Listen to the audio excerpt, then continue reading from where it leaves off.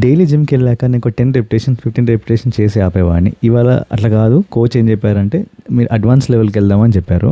So మనం ఏదైతే 10-15 repetition చేస్తున్నామో లేదు 20 పెట్టుకుందాం మినిమం. అదేంటిది ఎందుకు అంతా అని అంటే ఎవరికి తెలియని విషయం ఒకటి చెప్పారు. మనం ఎక్స్ట్రా రెపిటేషన్ తీసుకోవడం వల్ల మజిల్ మైక్రో టేర్ అని అయ్యి మన మజిల్ ఫైబర్లో ఒక మైక్రో టేర్స్ అని అయ్యి రికవరీ ఫేజ్లో బాడీ రిపేర్ చేసుకుంటుంది దాన్ని. దీనివల్ల మజిల్ స్ట్రాంగర్ అయిపోతుంది మనకి. అండ్ ఒక లాక్టిక్ యాసిడ్ ఫామ్ అవుతుంది, ప్రొడ్యూస్ చేస్తుంది మన బాడీ. అది ఎక్కువ ప్రొడ్యూస్ చేస్తుంది లాక్టిక్ యాసిడ్. ఈ లాక్టిక్ యాసిడ్ వల్ల మనం ఇంకా గోయింగ్ ఫార్వర్డ్ ఎక్కువ రెపిటేషన్ తీసుకోగలుగుతాం. ఆ ఎనర్జీ అనేది డెవలప్ అవుతుంది.